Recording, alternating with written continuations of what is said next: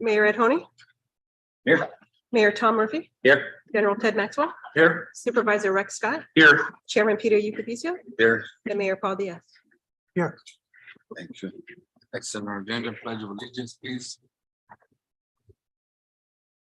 Pledge allegiance to the flag of the United States of America and to the republic for which it stands, one nation, under God, indivisible, with liberty and justice for all.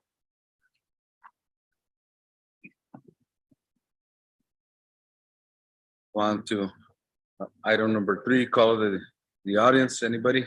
Mr. Chair, we do not have anybody registered to speak. Thank you. Go on to item number 4.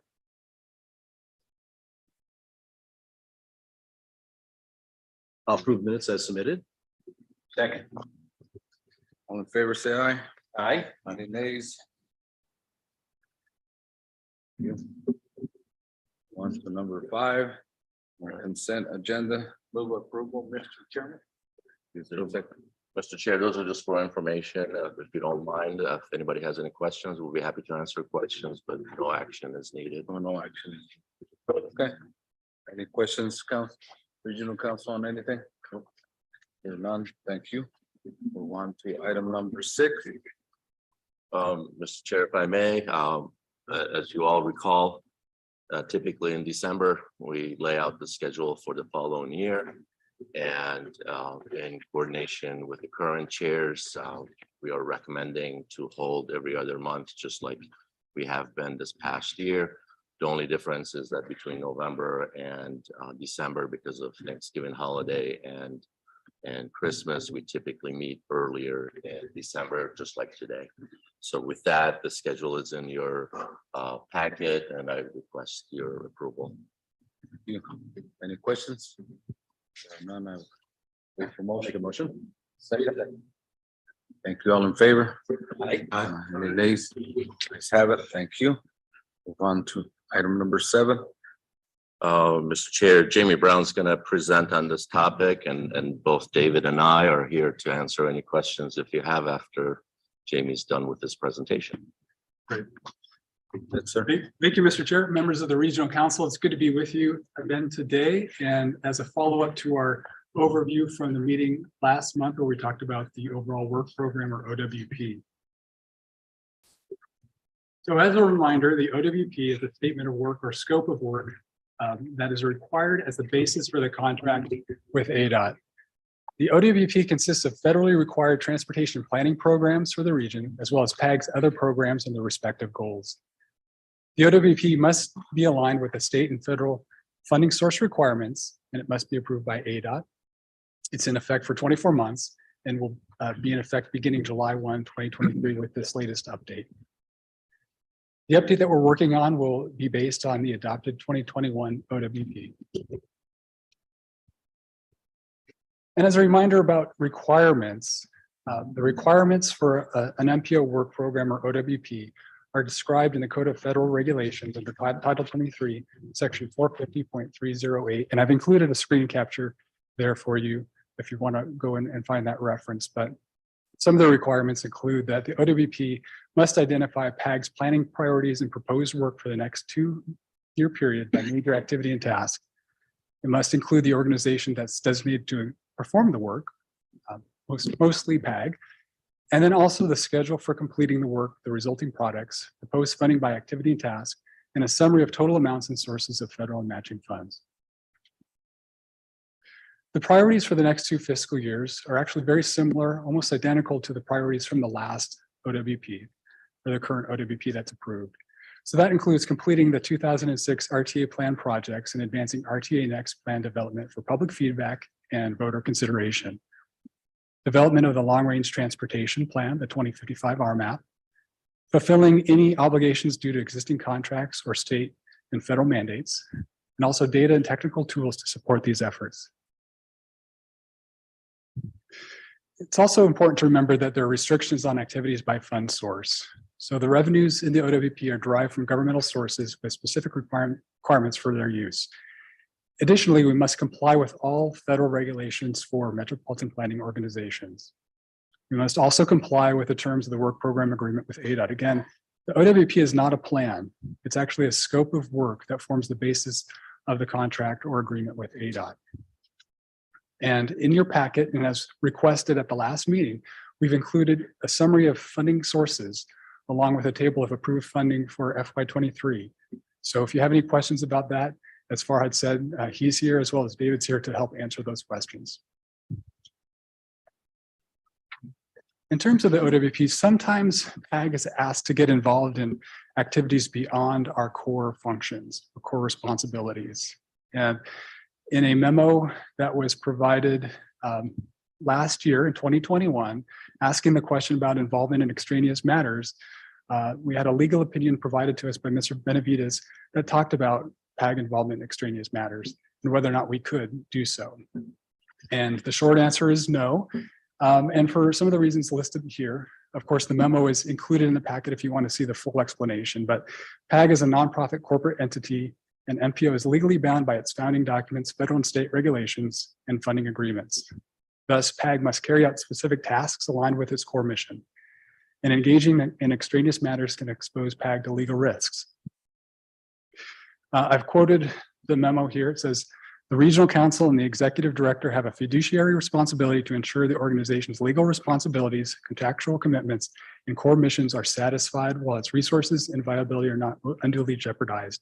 So all this is to say is there's a lot of restrictions to what PAG can do as part of what's described in the OWP and what's allowable per our funding sources and our agreements. And there are risks to getting involved in extraneous matters. And finally, wanted to put up the anticipated schedule just so you know where we are.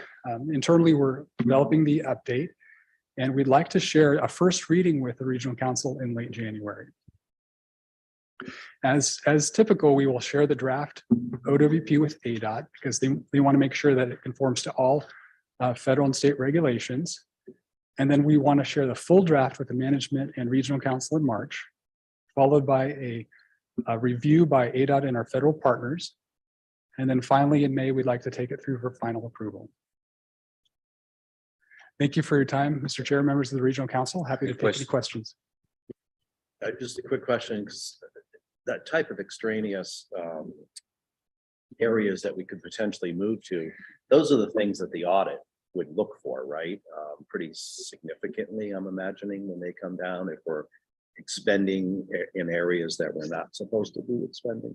Yeah, Mr. Chair, if I may, and Mayor Murphy, if you don't mind, before I answer the question, I apologize. I forgot to welcome Mayor Paul Diaz back to the Regional Council. Mayor Diaz was on the council for many years, and he can probably answer the question, but I'll attempt to answer the question for him. Yes, you are correct. We go through an annual audit. The audit is conducted independently. And during that process, obviously, they check to make sure that everything we did was consistent with the contract with the state. And fortunately, we've always been able to demonstrate that we're doing that. Right. Thanks. Welcome. No. Any words, Mayor? Jimmy? Any words would you like to share with us? Not with- Well, glad to be back. Thank It'll you. be fun, but I think we're on the right way going forward and all that. So, the millennials are speaking quite often now. So we bring in our old stuff and now we gotta turn the pages and so forth. So thank you. Good to be here. Good. The question that Thank you again. Yes. So again, Good, good hopefully I to be answered your Yeah. question, but that's why, and I'll give you a little bit more background. When Mayor Honey was the chair of the Regional Council, we did get a lot of requests at that time, and that was early on during the pandemic.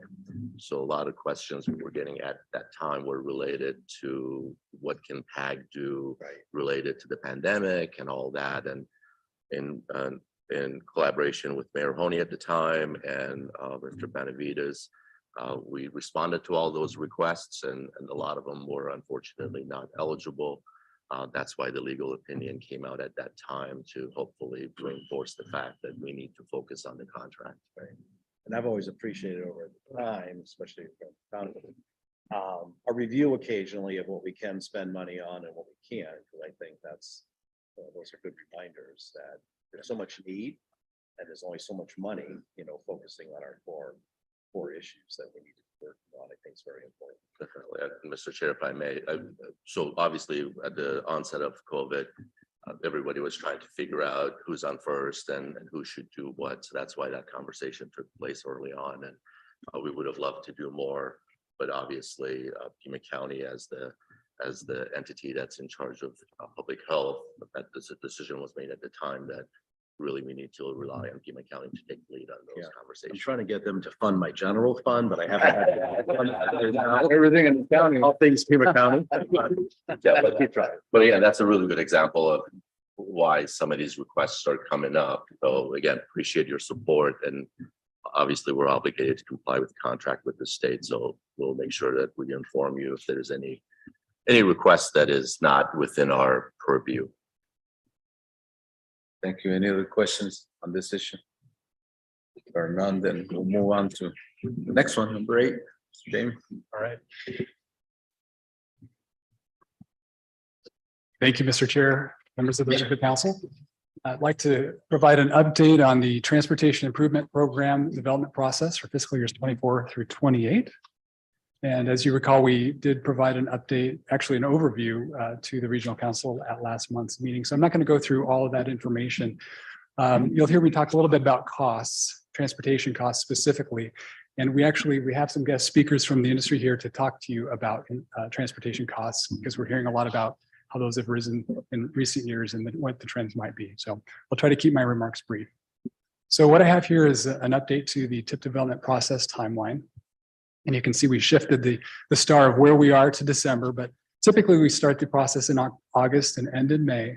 But as I'll mention later on, we may be seeking some flexibility with this timeline. So some of the important considerations for this TIP development cycle: programming of regional funds must continue to prioritize the delivery of RTA projects. And this commitment is in place through fiscal year 2026 until further direction by the RTA board. Regional funds available in fiscal years 2027 and 2028 will remain unprogrammed until the RTA board determines where to program those regional funds. At last month's meeting, there was conversation about flexibility and how that may be necessary, and council members specifically referred to text in our notice of funding availability memo, where we state, although a schedule of anticipated milestones is provided, flexibility may be necessary to adjust for changed circumstances. This could include, for example, unforeseen delays in receiving project information from member agencies, or decisions made by the RTA board that affect the composition of the draft RTA project list in the TIP. For example, shifting of projects into RTA Next.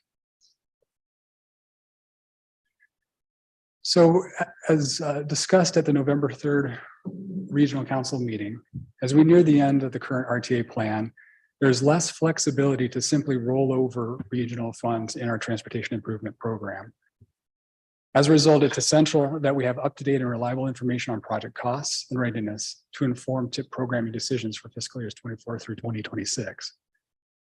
If the RTA board is going to program any additional regional dollars on projects, we also want to make sure that the projects are ready to advance to avoid diverting those funds from other projects that are ready for construction. So more than ever, we need to be more focused on project readiness than we have before. There's been more flexibility before, but now that we're seeing the end date of the current RTA plan within the time frame of a TIP, we need to make sure we're getting the best information possible to make decisions.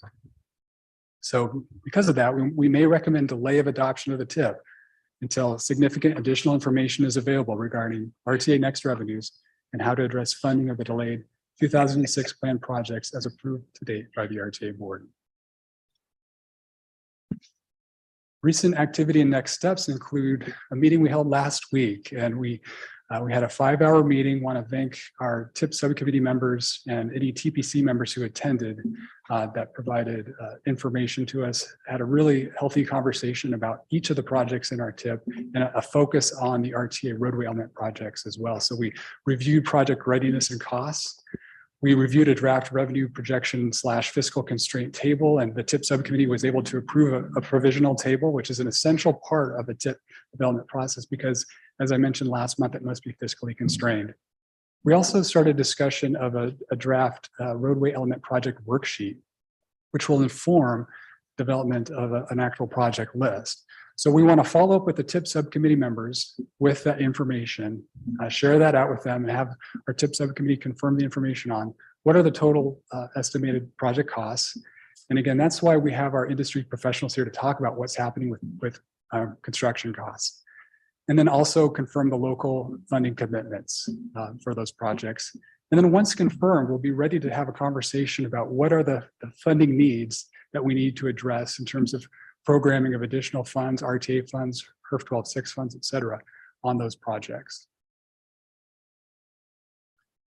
And with that, that's Mr. Chair, can we get a copy of the roadway element project worksheet and a summary of that document sent to board members, please? Of course, yes, Mr. Chair, Supervisor Scott, we'll be happy to do that. So yeah, keep in mind, everything is subject to change. It's just ongoing process of making adjustments, moving things around. So we'll stamp it draft, just everybody knows it's subject to change. And along those lines, if I may, want to thank Supervisor Scott for what we were having a conversation about. What are things that are subject to change? Cost estimating is subject to change and it's a moving target. So I just want to acknowledge him and thank him for the suggestion to invite our industry partners to come here today and give you their perspective. And it's a moving target. Which direction is it moving? What's the trend? And with that, I'll hand it back to Jamie to introduce our partners and thank them for being here. Yeah, thank you for that question. Thank you, Farhad. Yes, we have Michelle Bettini from Arizona Transportation Builders. She's the executive director, and she's brought with her 3 board members. She's brought with her Sandy Garrick, Ryan Mackey, and Chris Albright. So I'll turn it over to you, and you can hold it. If you're loud enough, you can probably just leave it here. You guys all hear me? Yep. Perfect. Mr. Chair, members of the Regional Council, my name is Michelle Bettini. I'm the Executive Director of Arizona Transportation Builders Association.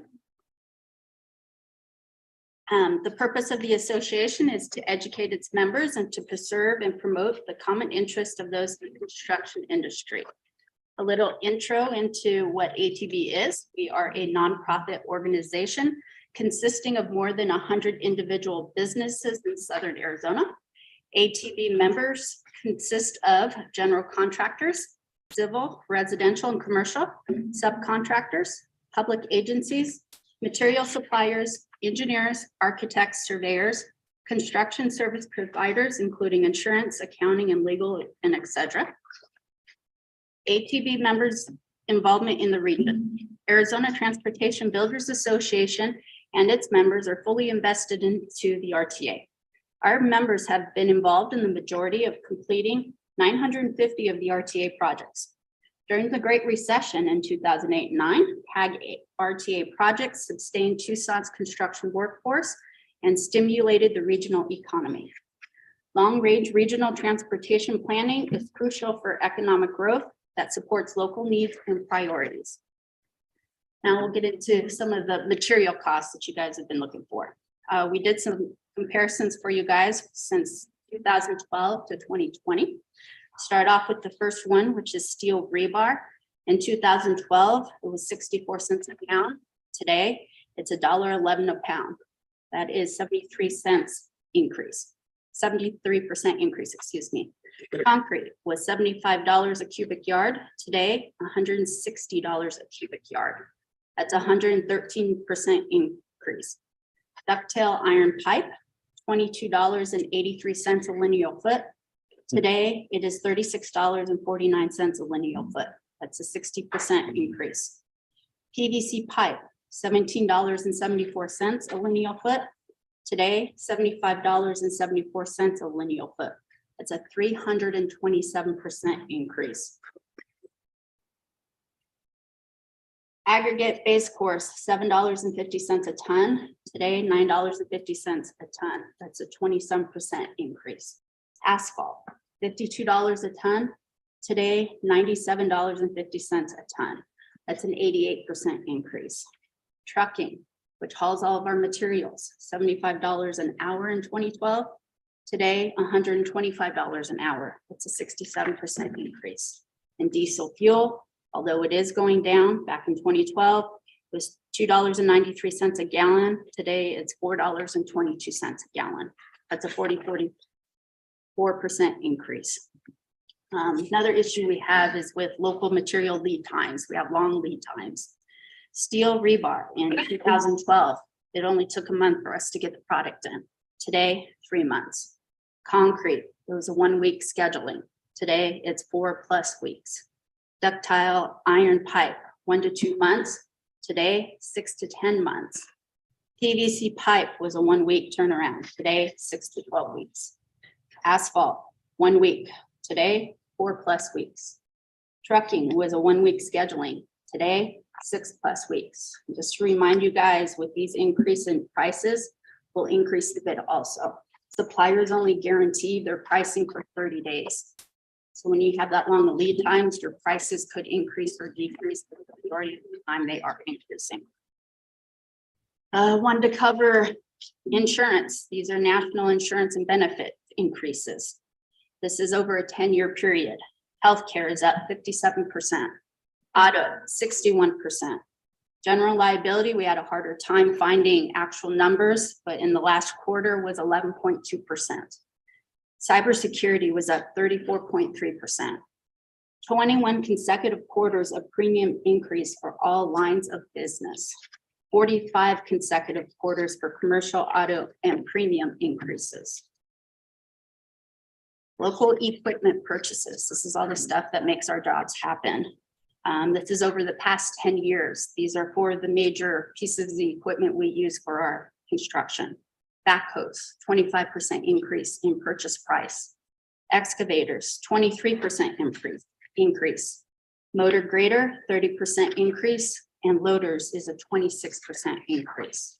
And now we're going to go into national construction compensation increases. This was for private sector only. In 2012, it was $31.74 per hour.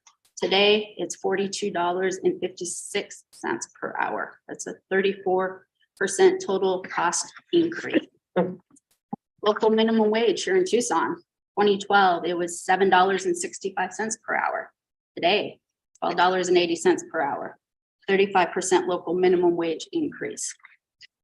And then we wanted to give you guys a general overview of all construction here in Arizona. A laborer in 2012 cost $15.44 an hour. Today, it's $20.89 an hour. That's a 35% increase. A heavy equipment operator, $23.59. Today, $32.01, 36% increase. A carpenter, $21.10. Today, $27.23. It's a 29% increase. A cement mason, $20.26 an hour. 2022 is $27.34 an hour. That's a 35% increase. Iron workers made $22.89. Today, they're making $30.36, 33% increase. Electricians, $24.07. Today, $31.62. It's a 31% increase. And a pipe fitter, $23.67. Today, $30.89. That's a 31% increase. And again, I want to elaborate, that is per hour dollar. And then in summary, all materials and equipment increase range from 27% up to 327%. Minimum wage increase in Arizona is up 35%.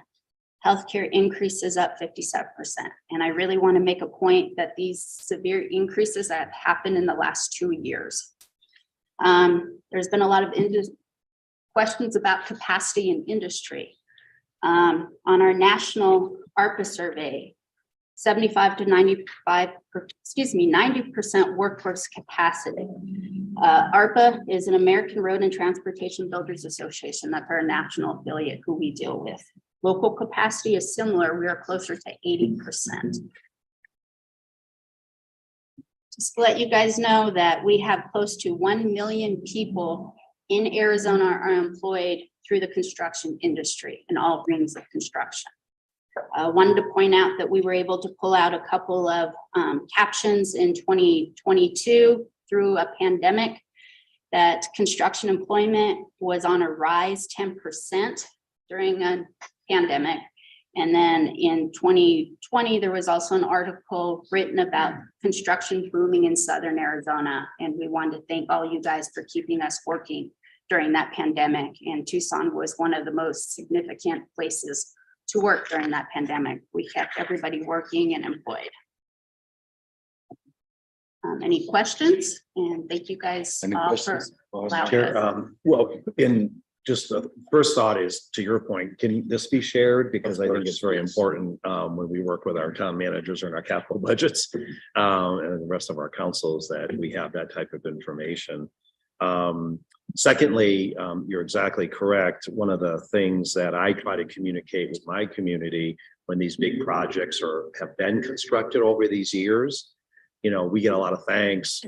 Rita Road, for example. Well, we didn't fund that. That was RTA, and trying to differentiate where these monies came from when we have this conversation about RTA next. I think it's very important to continue to tell that message, because it tends to be residents think, well, if it's being constructed in your community, we were the lead on it and we paid for it, which in a lot of cases we didn't.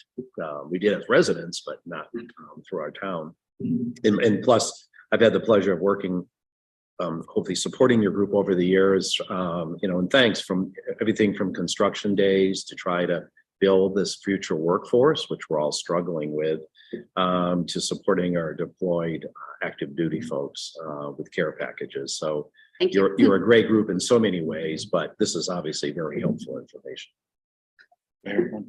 Yeah, I said, don't know if I should cut my wrist or ask a question. Are you noticing a kind of a leveling off of the inflation is just crazy, Correct. whether it's cost of employees or cost of materials or lag time to get materials. Are you starting to see it level off a little bit, or is it still continuing? No, it's still very unpredictable. Because I- Oh, he's not done. Well, the other comment I want to make, kind of tie on to what Mayor Murphy said, is eventually it gets to the price if prices is out.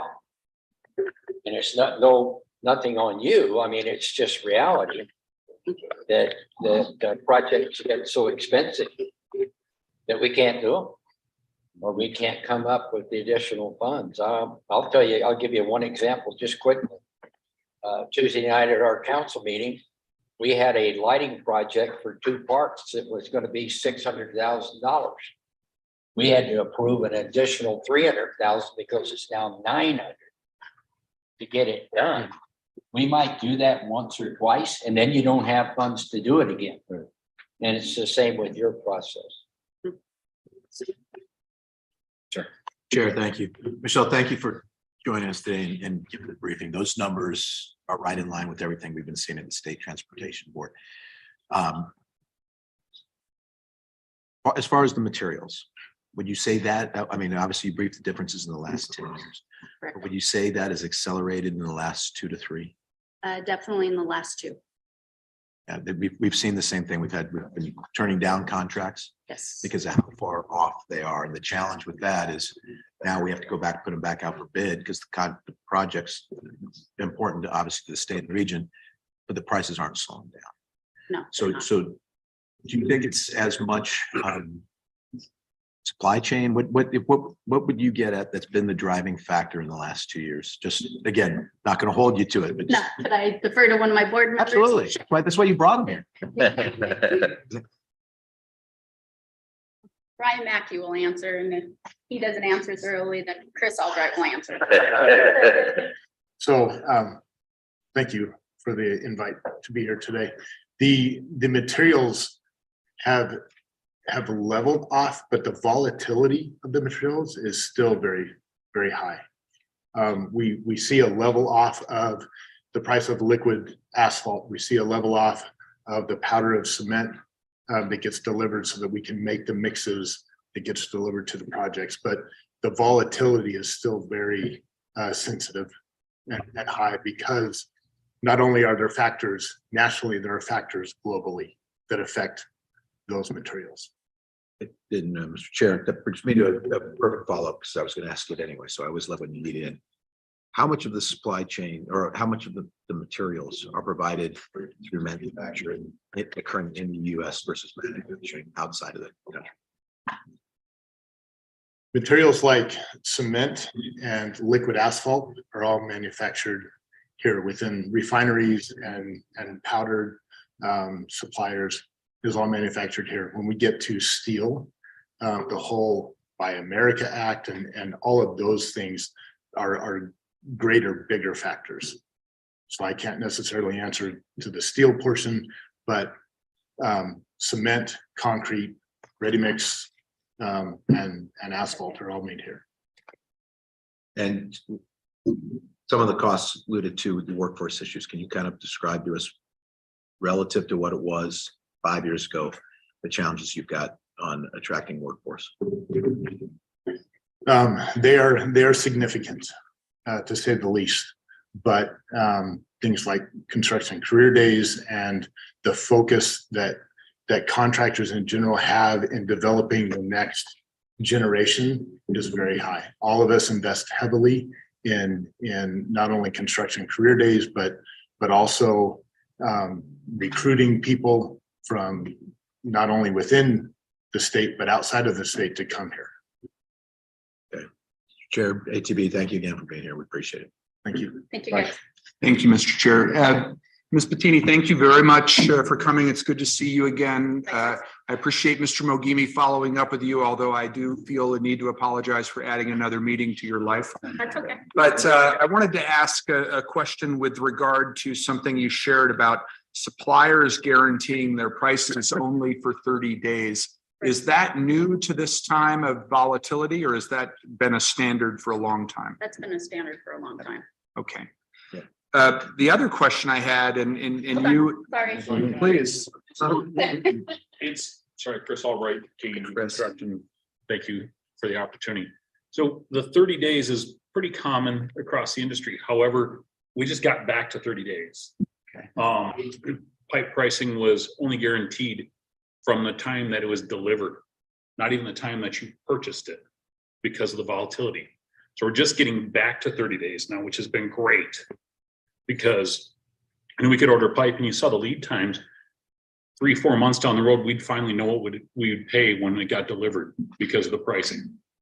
That's the things that contractors with long-term contracts have had to deal with for the last couple of years, and just unknown what we're going to pay when it comes down the line. And, thankfully there's been a lot of members of the region that have helped with escalations and things like that have come through, but there was previous contracts that were let that didn't have that language in there, and they were at risk. And that becomes a major impact to our, we're 100% employee owned, to all of our employee owners within the company. So it's a big impact. Then I wanted to ask a follow-up question about what General Maxwell was asking about workforce capacity. And I imagine that is not just a concern now, but a concern long-term. What are, other than supporting construction days, what are some other reforms or changes that the industry is pressing at both the state and local level with regard to dealing with that workforce capacity issue? So ATB is starting an apprenticeship program. We're just in the beginning stages of it. We've been working with Pima Community College to get some certificate programs to get young adults through the program in 6 to 8 weeks. We're focusing on 3 or 4 different categories. It will be for our members to escalate their employees and plus bring some people into the workforce. So we're just in the beginning stages of that. Does the industry also intend to follow up with the legislature as far as overall support for both community colleges and Yes, sir. career and technical education programs, both in the K-12 districts and the JTEDs? Yes, sir. Okay, all right. And then I just wanted to ask Mr. Chair, and maybe Mr. Mogimi, if you could address this, or Mr. Brown, based on what we're seeing with these price increases, coupled with the fact that we are, I think, wisely going with the pessimistic economic outlook in terms of planning for RTA next, when does that help to trigger a discussion about what level of sales tax increase we go to the voters for? Sure, Mr. Chair, Supervisor Scott, be happy to have that conversation. I think, as Mr. Brown mentioned earlier, we're trying to get a really good picture of what the needs are. And then once we have that level of understanding of, do we really need additional revenue sources, then we'll be ready to come to you with that conversation. As part of RTA Next, as you all know, statute allows to increase the half cent up to a penny. That's a policy decision. We need to have that conversation with you. But I would say it really needs to be coupled with that RTA Next discussion and to see what's on the table, what the needs are, and then try to match the revenue to hopefully be able to come back with a package. So great question. I would say probably within the next 6 months or so, we should be able to get to the point to have that conversation. But as you all recognize, and I've had this conversation with a lot of folks around the community, that decision needs to be made by the board before we do anything else. So everybody asked me that same question, and unfortunately, my answer is it's up to the board to make that decision. If I may, I'm sorry, Mr. Murphy, if I may, I just want to piggyback on your question on workforce development. Working with our federal partners, we're looking at some opportunity for federal grants to be able to help, and most likely once we see some opportunity, we'll work with our partners to enhance some of the activities that they're already taking on. And I think we can just kind of piggyback and help them and potentially go after some federal funding. Thank you. Mayor? And maybe, hopefully you agree with the observation, but in the past, when you have a 30-day, lock-in guarantee, probably not as important if, well, if it's 60 or 90, maybe material costs change a little bit, but you're really at risk when the volatility stands. And, there's probably been a tradition of, we'll lock in lumber because we don't think in 2 months, maybe that's going to change significantly. But now I would say the subs and the general contractors are really at risk, because if it goes up 30-60% within just a few months, and you had already mentioned that 2-year has been relatively severe, now we have huge construction cost potential changes, where I think in the past you could go at risk a little bit because you've got years worth of history to say, well, it might move a little, but maybe something comes down a little bit. Now nothing's coming down. Would that be a correct observation? Yeah, correct observation. Thank you, Mayor Murphy. And to Supervisor Scott's point, I think is we try to get the projects out of the Citizen Advisory Committee, because until we know what those projects are, it's going to be really hard to put a monetary amount to it. And we'll have to probably have that discussion. I know we've talked about maintenance as a portion of that, but my fear is inflation, construction costs are going to eat up any potential, in my opinion, to do that. We may need an extra 1 or 2 tenths just to do the projects that we were hoping to do. But And the project costs, just to follow up on Mayor Murphy's point, are also then going to have a direct impact on how many resources and how much attention we can give to the other categorical parts of the plan. Mr. Chair, just to end on a positive note, if I may. We were all positive anyway. So the only thing I saw there that increased the least amount was gravel for 24% increase. So if you have any gravel projects, that's not a bad increase. Any other questions? Oh, go ahead. Just one other general question. What advice would you have for the board, for the CAC, in terms of how to use this data to best guide our thinking and our work with not only finalizing the current RTA plan, but getting a viable RTA next plan in front of the voters? Okay. Sandy? that's a volunteer. So, Mr. Chair, I'm Sandy Garrick. So one of the best things is these open discussions and communication with industry partners and experts, right? That's why this is so important. So to continue these discussions, because as we've discussed, there is such extreme volatility that these percentages we're giving you this month in 6 months could be drastically different. So it's to continue that education and awareness so that not just those in this room, but the rest of the community and the voters, that they all understand that this long-term strategic partnering is the most important. So that is what I would really focus on from our perspective. And that long-term also helps us with workforce, because it's very difficult if it's short-term planning or it's extremely localized for the workforce to know that that is going to be continuing work. So this is just tremendous partnering. Hopefully that answered your question. Very helpful. Thank you. Thank you. Thank you. Any other questions or? I just wanted to thank, first of all, Supervisor for asking for this report. I think we keep talking and talking, and we know things are moving and changing. And, you know, in our lifetime, gas was 12 cents. But now when you look at it, you know, it got real high up there. But Jamie and everybody sitting over there and your team, thank you for bringing those hard numbers to the table here so we can actually talk to our people. I think we need to tell Mayor Winfield when he's back, we need to put some kind of report or flyer to the general public and let them know this is what it used to cost. This is what it costs now.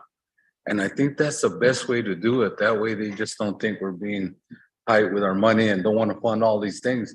It's impossible to fund them with the funding that we got years back to catch up to now. And, you know, my neighborhood, a home that sold for 40,000, 60 at the most, maybe the best one, 80, it's $300,000 now for that same home. And the whole thing at the tribe, we're having trouble with our staffing, especially in nursing. There's a lot more money out there and that's where they're going. And then we're having a hard time trying to compensate now. So the whole industry, I would say climate change of what it is now, where we live at now, instead of, you know, 100% up, it's like 200-300% in some categories, easily. Very much agreed, Mr. Chair. And that's another important aspect of it, is that sometimes people hear the price has gone up, not realizing all the components that go into that.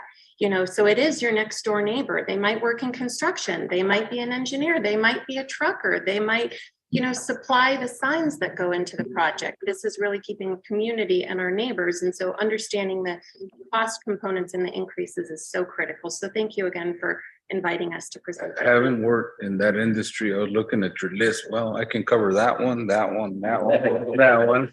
And then even now, the 30-day, 60-day, you know, because I was a buyer and a contracting officer also in my lifetime.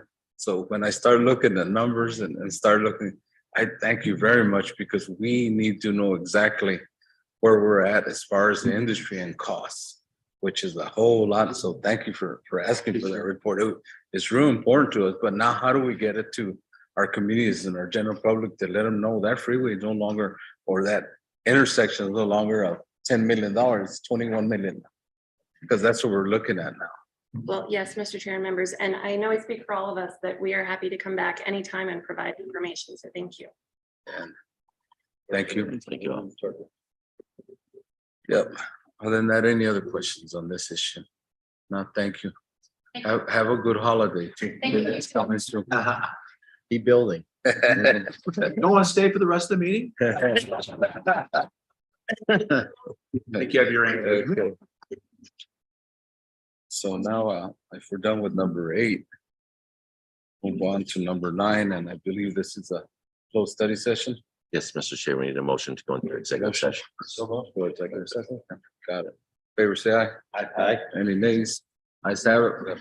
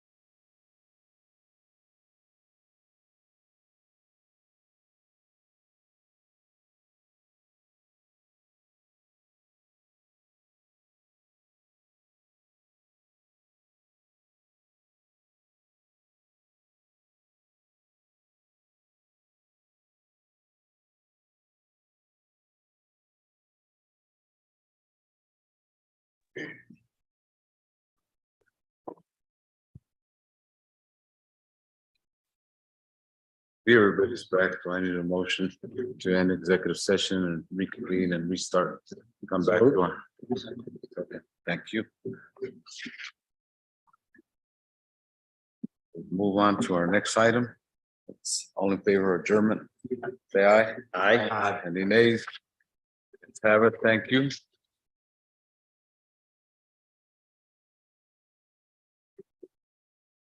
Call to order now, RTA meeting. Roll call, please. Mayor Ed Honey. Here. Mayor Tom Murphy. Here. General Ted Maxwell. Here. Supervisor Rex Scott. Here. Chairman Peter Yukaficio. Here. And Mayor Paul Diaz. Here. You move on to item number 2, call of the audience. Mr. Chair, we have Councilmember Dahl, who is here in person, and we also have one more a caller that we'll get to later. So Councilmember Dahl, welcome. Thank you, Director. Go Mr. ahead. Chairman, members of the RTA Board. I'm Kevin Dahl. A year ago, I was elected to represent Ward 3 in Tucson. That's the north part of Tucson, and includes North First Avenue, which is on your agenda, and that's why I'm here today. Almost from day one on this job, I heard from businesses, residents, and drivers who are very concerned about the safety on this stretch of First Avenue. Some had participated in the extensive public outreach that the city did.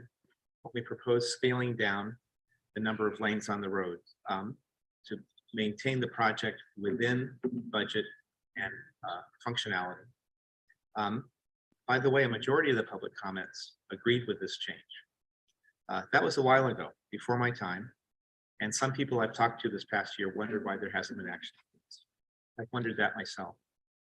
Recently, my staff met with the Satori School, which is located on First Avenue. They had approached us because and the school's been there for more than 2 decades. So they're very concerned about the increased traffic, the safety of their students regarding traffic deaths and injuries on that stretch of the road. There is an immediate need to start this project, get it done, and Tucson is ready to proceed. The more it is delayed, the more injuries and deaths will occur. Let me quote from an opinion piece that appeared in the Arizona Daily Star in August. Quote, in just a 4-year period between 2013, 2017, there were almost 800 crashes along that stretch, half of which resulted in an injury. 8 people died. More recently, from 2016 to 2020, there were 779 crashes and 12 fatalities. That's why I am dismayed, disappointed, and frankly confused to see that the latest excuse as to why the RTA director is refusing to move on North First Avenue is in the agenda package. Frankly, I find the reasons for delaying this project to be disingenuous. If RTA isn't satisfied with our public outreach, fine. You can duplicate the process at your cost, but that should have started a year ago. Nor should an opportunity to coordinate with Pima County on floodplain protection on Navajo Wash on either side of the road corridor be any reason for delay. Once we start the design process, we'll work with Pima County. If they want to add to the project outside the road corridor, great. I want to inform you that if the delay continues, I'm not sure how the residents of Ward 3 could support RTA next. I philosophically absolutely agree with doing transportation on a regional basis. But when life-threatening road improvements are held hostage for what appears to be political gain, promises made 20 years ago are not being kept, I know that voters will not look favorably on our future proposals. Thank you for this opportunity. Good to see you. Here, we'll check to see if we have anyone online. Yes, Mr. Chair, I believe we have 2 callers. Okay. Get my timer.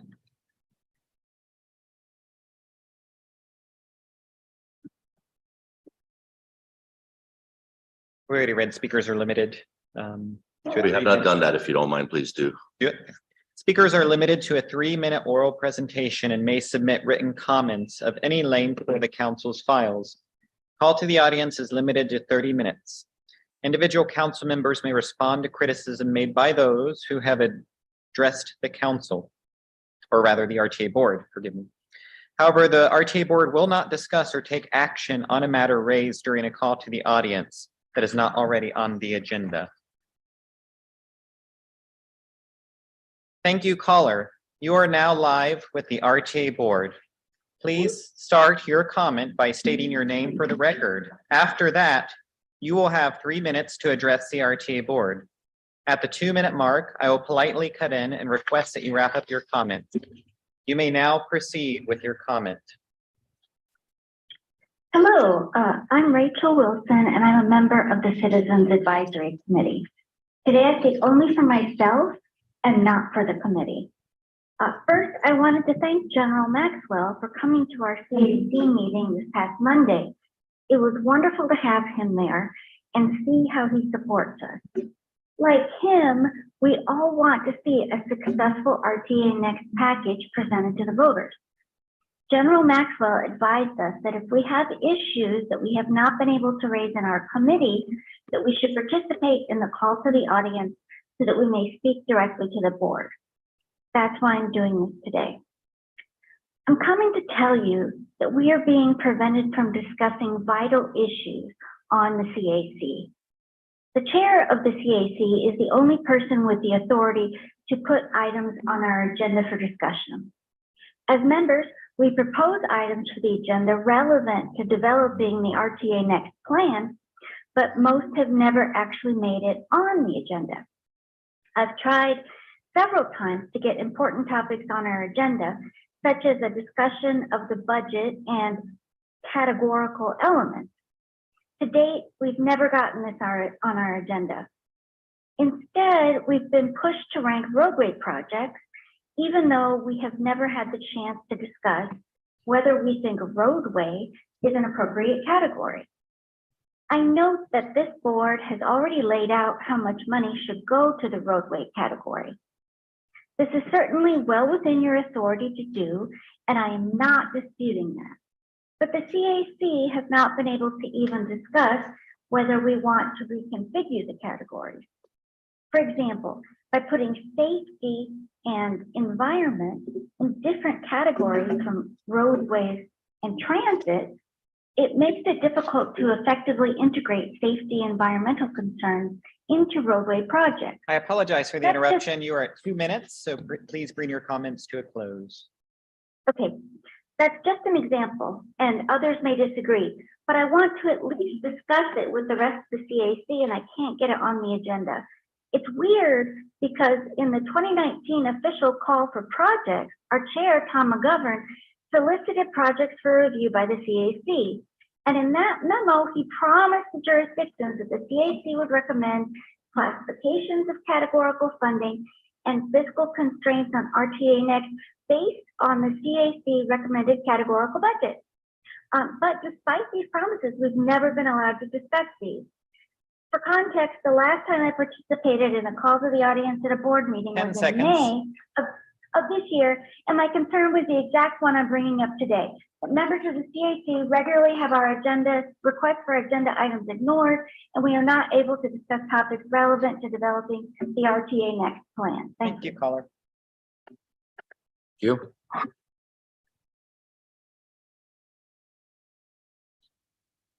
Thank you, caller. You are now live with the RTA board.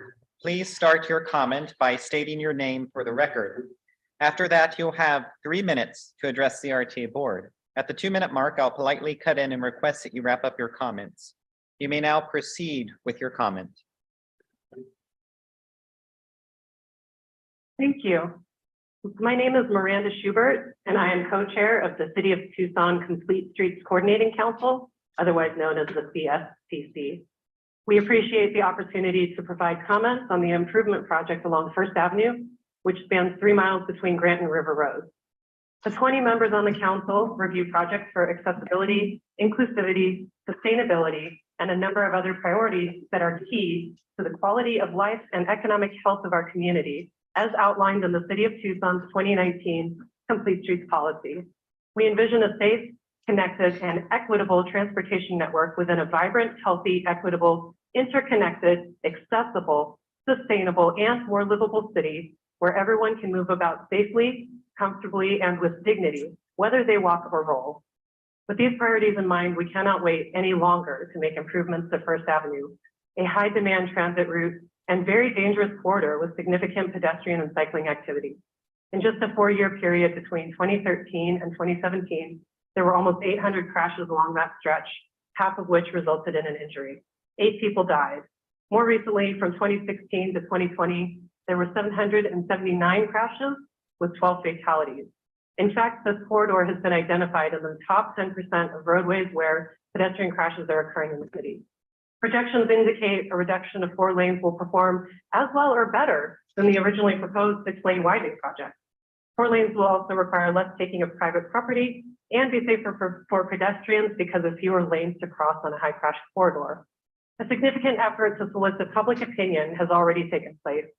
Over the course of a 4-month period, more than 1,200 surveys were collected from bus riders, library patrons, and door-to-door efforts.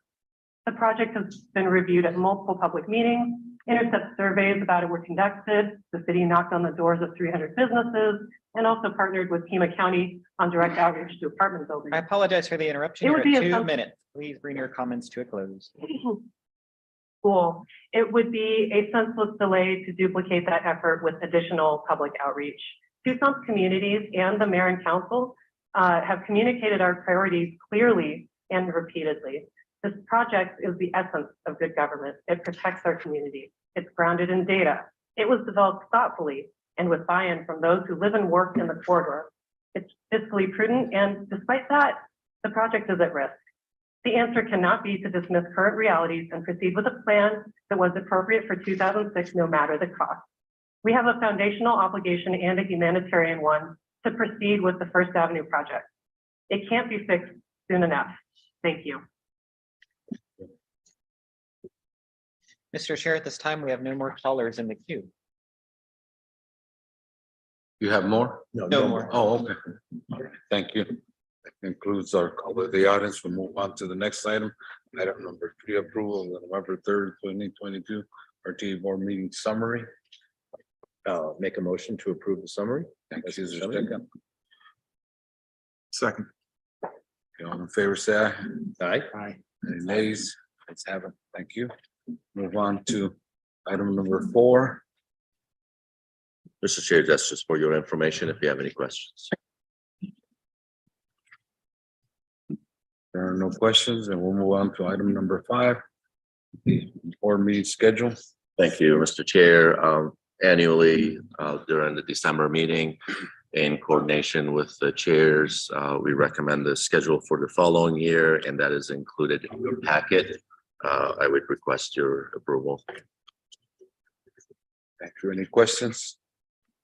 Hearing none. Move for approval. Thank you. Second. Second. All in favor? Aye. Any nays? Ayes have it. Move on to number 6. Mr. Chair, Rick Ellis is going to give you a really brief overview of the 2 IGAs that we have for your approval today. Thank you, Mr. Motivi, Mr. Chair, members of the board. It's good seeing you. Included in your packets are 2 IGAs we've been working on with the town of Sahuarita for the Pima Mine Road multi-use path, and then for the Grant Road project with the City of Tucson Department of Transportation and Mobility to advance the construction on Grant Road phases in 3 and 4. We've been working with the staff closely in these departments to work out the provisions, conditions, and necessary elements, and now have presented this to you for your approval before we can move forward with the next steps. With that, I can answer any questions. Any questions? And now is there a motion to approve these? Motion to move. Second. All in favor? Aye. Any nays? Let's have it. Thank you very much. Move on to number 7. Mr. Chair, this item, as you recall, is a standing item. We've had it on the RTA agenda for the last nearly 2 years. I want to thank you all for your previous action. As you recall, back in June, the board recommended delaying 2 RTA projects into RTA next. Then in November, additional 2 projects were delayed. So with that action, we believe we are financially in a much better position, and we have a balanced program for the remainder of the RTA to complete all the other remaining roadway projects. But I have to put that again in a perspective of subject to change. As you all know, construction cost estimates are changing on daily basis. We hope and anticipate that that's going to settle down a little bit. And if it does not, then obviously I will report to you on regular basis on any new information we get from our jurisdictional members on cost estimates. We are going through that exercise as we speak. We have put out requests to all our partners to update their cost estimates, mostly in the context of the development of the Transportation Improvement Program, which is required even for the RTA to be able to hopefully implement those projects. We have a current 5-year plan that is obviously still valid and adopted by the regional council. Should the RTA board decide to update any information related to the RTA projects, we would submit those to the PAG side of the business, and the regional council will ultimately approve the tip with those updates. I don't have anything else on this item for you other than, as you heard, there's been an ongoing discussion on First Avenue from Grand to River Road. We are collaborating and working closely with the city and the county on some of the coordination issue on the funding for the floodplain. That's an ongoing discussion. We don't have a resolution to that yet. In addition to that, at your direction, we've taken this item back to the Technical Management Committee. At the last Technical Management Committee, the recommendation was, actually, let me back up. At the previous meeting, the recommendation was to go ahead and conduct additional public engagement. At the last Technical Management Committee, that recommendation was revised that if the RTA board believes additional engagement is needed, that is obviously the board's decision. In your packet, I have discussed a little bit more about how we compare the scope change proposal with Broadway, for example. Broadway Boulevard, as you all recall, we went through a very extensive process, and following that process, which is required in administrative code, and every lead jurisdiction has, through a resolution, agreed to follow the corridor planning process. That process was followed when we came back to the board and requested a scope change for Broadway project.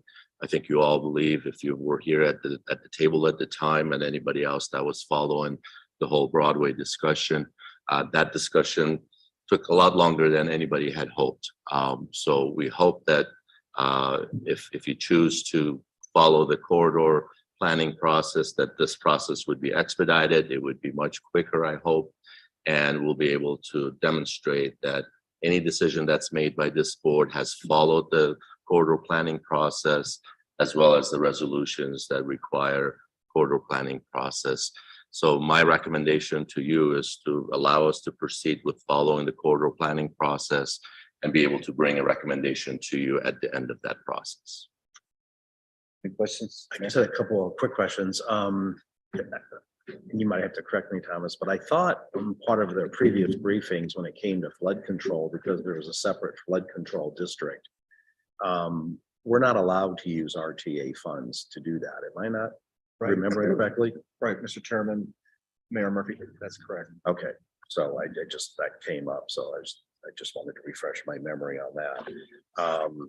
And I know there's been a planning process, from when inside the city, but I haven't been privy to it. I mean, and I always worry, I try to keep my eye on the ball of the RTA next and trying to follow processes such as Broadway. I mean, God forbid, I hope it doesn't take 5 years to do that. I hope we could do an expedited one.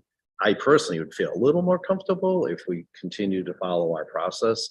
And I'd like, that chance for those residents, because for me, I'm just sitting here today a little confused because I heard about the accidents and the deaths. And if we're going from, is it four lane or 5 lanes now?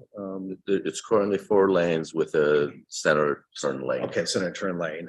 And the thought was to go to 6. And I'm confused on how, if we either shrink it or keep it as it is, how that becomes safer.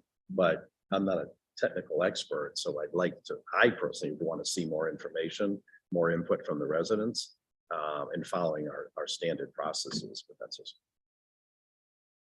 Thank you. Any other questions, Mr. Chair?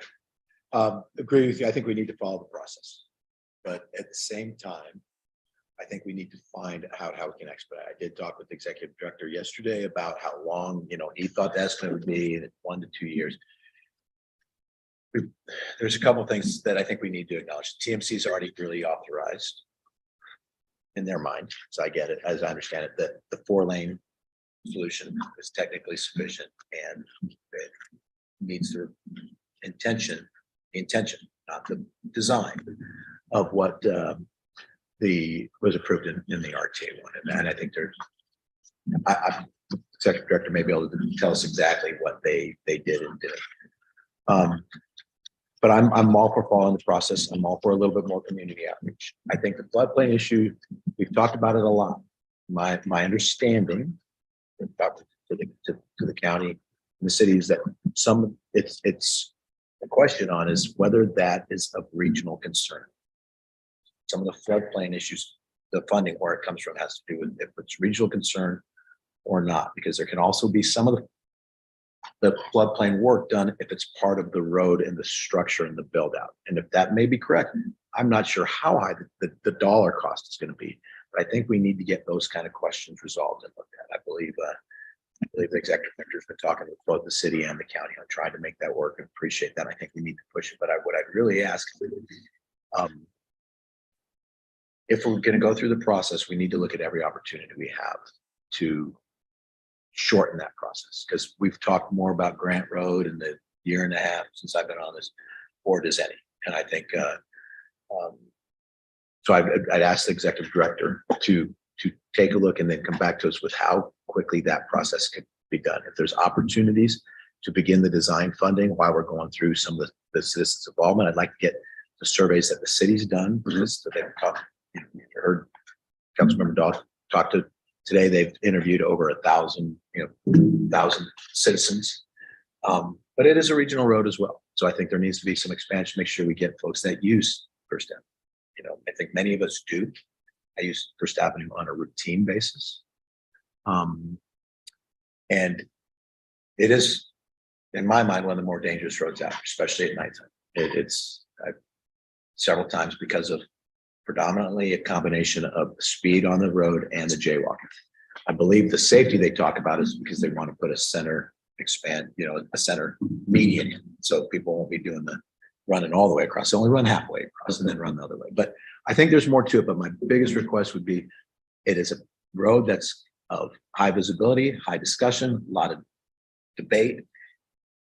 And I think we could get through our normal process in an expedited manner, possibly even doing some things simultaneously where they're allowed.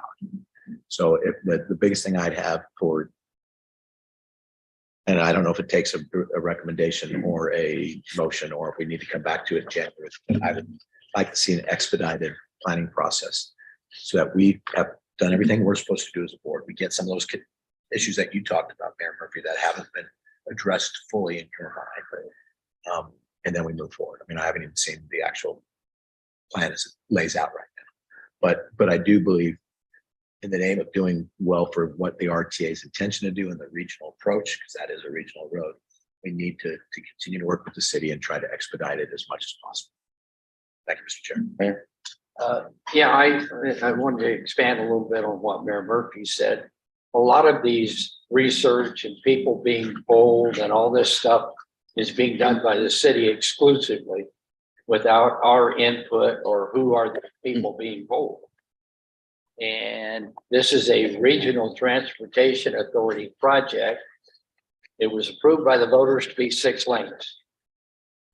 Now I understand it's going to be 4, and maybe the median does make it safer, like General Maxwell said. It's still not the same project, but I understand it's going to cost more money.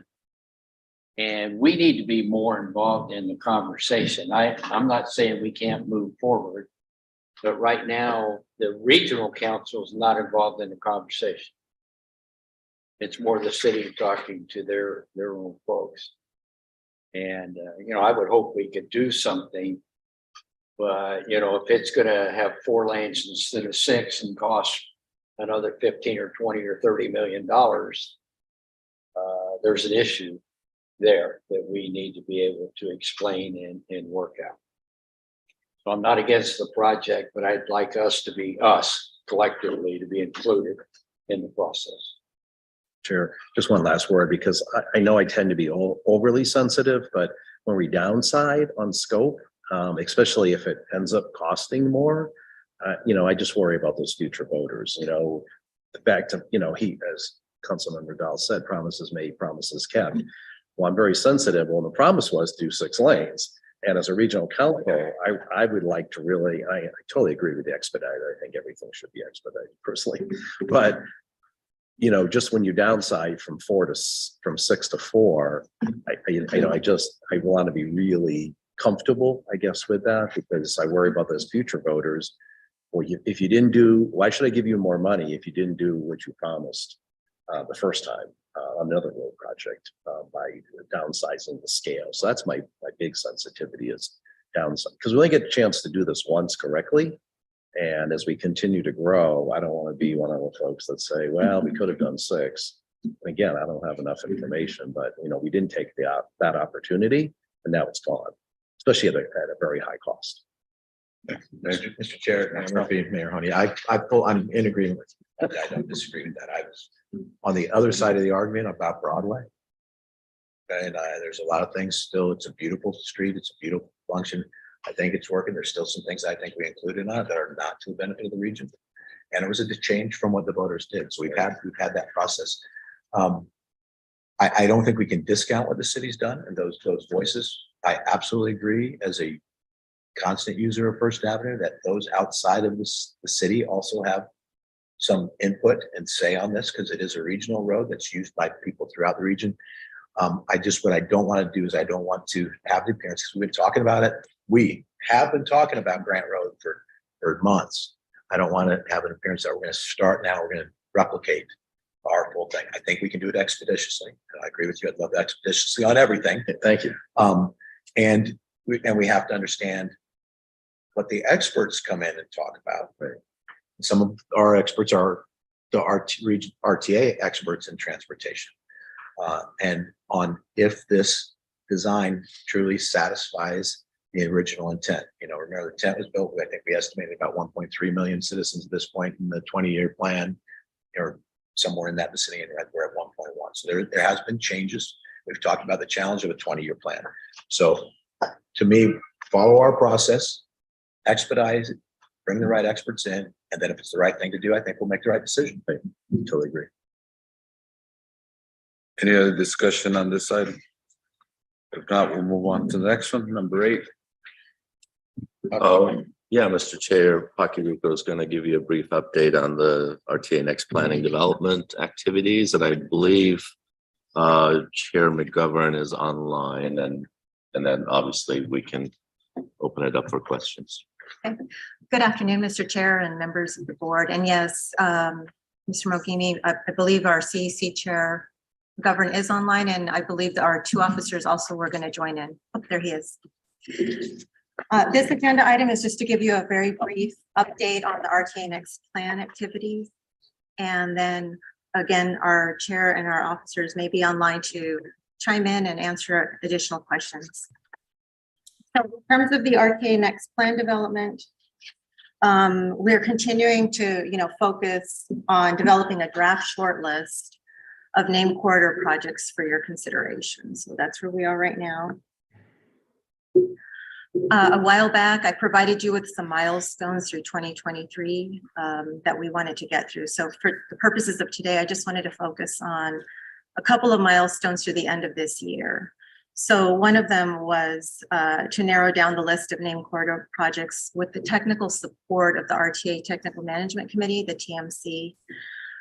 So what we did is the status of this is through the advancement of the workshop that was held back in September that the TMC conducted. We were able to refine the list, and also the CAC participated in 2 project evaluation exercises, which helped them further refine. Another milestone that we're also continuing to work on is, again, to give you prepare you with a corridor, a list of named corridor project lists for you. The CAC is still evaluating this list and through the projects. And again, as I mentioned, through those exercises, they're continuing the refinement process.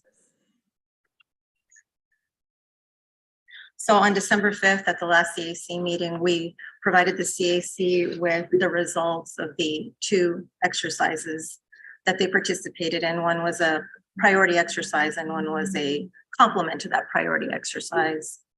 And what we discovered is that they took the CAC priorities from the TMC workshop back in September. They looked at those priorities and then from there they refined their list. What this diagram shows is that it illustrates the overlap in the projects, which resulted in 28 named projects that were priorities to both the CAC and the TMC based on their input. In order to ensure that all of the jurisdictions were represented, there were 4 additional projects that were added to this, which ended up being 32 projects. And they were all within the $1.1 billion budget that was established by you last month. This map shows the 32 projects and how they're geographically distributed. Maybe a little hard to read, but it's the blue sections that you see there. This alignment of the geography also demonstrates the equity, goals, and needs. 25 of the 32 projects that we're talking about here will have a benefit to underserved areas, and this was based on census maps. That's about 78% of the projects. And additionally, as you know, about a little bit more than a quarter of the RTA Next plan that's dedicated to transit, those improvements will also be addressing equity goals. So in conclusion, this slide is just to kind of highlight some of the points where we are in the process currently, and of course, keeping in mind that we want to have the draft plan ready to you by July 1st of next year. So again, the CAC is continuing to refine the project list. Of the projects shown, the priority of them were had multimodal components. The RTA, as you know, has limited funds. The goal continues to be to present a region-wide slate of projects that all voters will support. And as I tell people a lot, this is not set in stone at the moment. So as a full draft plan is assembled and we continue to consider public feedback, more refinements and adjustments are being made to deliver a plan that addresses not just the geographic balance, but also the tax revenue contributions throughout the region. And then finally, the RTA will seek public input, region-wide, so that it can be validated to recommend a draft plan and provide it to you for your final approval and hopefully be placed on a future ballot. So in a nutshell, that's where we are with the RTA Next plan process. Again, I can answer any questions, and also Chair McGovern, and I don't know if the other officers are on as well. Thank you. Well, If you don't mind, just to provide a little bit more context, could you go back to the map again? So I just want to make sure everybody hopefully is kind of provide those parameters in the conversation. So as you recall, at the last board meeting, we talked about setting aside $1.1 billion of the potential $2.3 billion revenue for these corridor projects. We had over 108 projects submitted by the jurisdictional members. What you see in here, the gray lines are all of those projects, and the blue lines are the ones that are now being prioritized and narrowed down a little bit. So we went from 108 down to 32 projects now. So what you see in blue are those 32 projects. Again, more context, very early in the process. This is just still the 2 committees going back and forth with the TMC and the CAC. Nothing is set in stone. Obviously, that's why we're not even going to get into the details of which projects yet, because it's too early for the board, I think, at this point to get too involved with that conversation. I hope, and that's where I'm going to rely on Chair McGovern. I hope that by the time we come to you at the next meeting, that's where we're going to have a refined list. And why is that important? It goes back to the board's direction back in June. If you want a draft plan by July, we need a draft list sooner than later, because we have to take that through a technical review process. We have to look at the cost estimate and make sure the updated cost estimates are closer to that $1.1 billion. So there's a lot of work to still do on our part. Staff needs to do that. And I would say if we don't have it by the January meeting, that July date is going to slip. So we really need to have a fine-tuned list for this board to give us direction to move forward. And I would be remiss not to compliment our staff. They've been working really hard on this, the data crunching, the meetings, and I just want to thank Paki as our lead and everybody else that is supporting Paki. This is a huge lift. So if by January, if we don't have a short list, I would tell you that the July deadline will be missed if we don't get to that point by January, because it takes a lot of work to go through the technical review and the cost estimating. We hope to be able to do that. I'll bring it all back to you, hopefully no later than July 1 as directed by the board. Same thing, I want to thank Chair McGovern and the vice chairs. It's been a lot of work and effort on their part. I can't thank them enough, and the entire committee. They've been working really hard, and I appreciate everybody's involvement. But I hope that they all knew that what they signed up for was going to be a very intense activity, a lot of passion on all sides, and we appreciate that. But if we want to meet the July deadline, we need to keep going. Thank you, sir.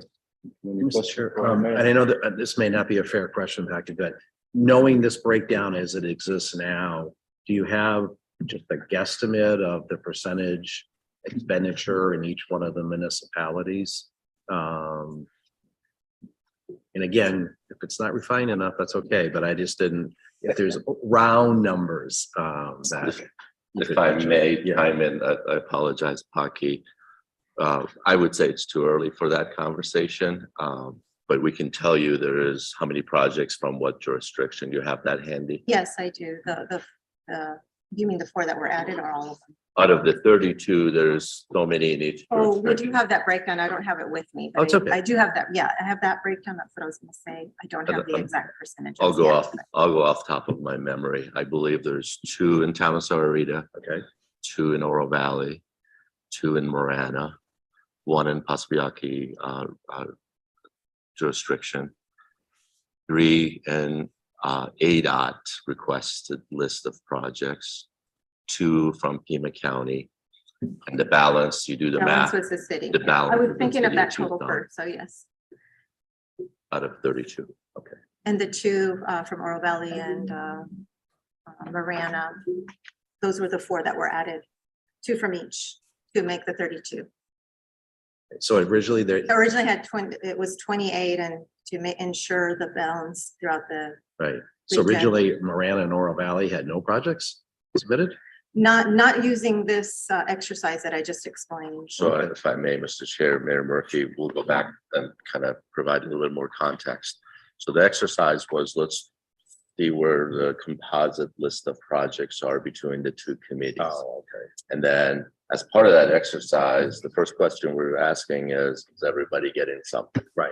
And then that's where the additional projects come in. And then the remaining part of the conversation that we're going to have hopefully at the next meeting is that, all right, look at the map. What's missing? Should we start looking at projects in areas that regardless of what jurisdictions they are in, are we really being geographically fair and distributing projects and the benefit, right? And it's critical to have that conversation because we hear back from some of the members that, well, why should we do a project here and there? And my response to them, and hopefully you would support that, is that we're a taxing district. We're going to be taxing everybody throughout the region. Therefore, everybody throughout the region should benefit something. Right. They Receive should be some, regional in nature. receive some benefit. So that's the exercise. So at the next meeting, and again, I'm going to rely on Mr. McGovern to hopefully guide that conversation, is that what's missing? What changes we should make to make sure that everybody receives some benefit. And just one more question. Is Chair McGovern having fun? Mr. Chairman, this is the most fun I've had in many years. Okay. Thank you. Any other questions? Go ahead. Thank you. I appreciate this feedback, and that from a overall perspective, it does look like there's some regionality in there. There's a couple of projects that are pretty significant. Question I have for the executive director or whoever could answer is, any of the projects that are occurring either on federal or state highways or non-state highway systems and managed by ADOT, there are a lot of federal funds available for those projects. Looks to me like some of the locations and some we've got some projects like that. What are we required in the RTA financial ask to raise for those? Do we raise just what we believe is going to be the matching, or how do we go about trying to do that? Sure, Mr. Chair, General Maxwell. So I'll respond by comparing it to the current approved RTA plan. Current plan had multiple projects that were on the state facility, similar to Twin Peaks Interchange, Ina Interchange. We had a frontage road down in Green Valley. So there are multiple projects that are on the state facility. And the only way to really make those projects a reality was to provide some additional local funding. So the local funding, which was the RTA source, and in some cases, even in the Marana case, they even brought in additional local funding. So the local funding was the leverage for additional federal funding, and obviously working with our partners at ADOT. Back in 2006, we identified that there is going to be X amount of federal funding and there's going to be so much of RTA, so much local.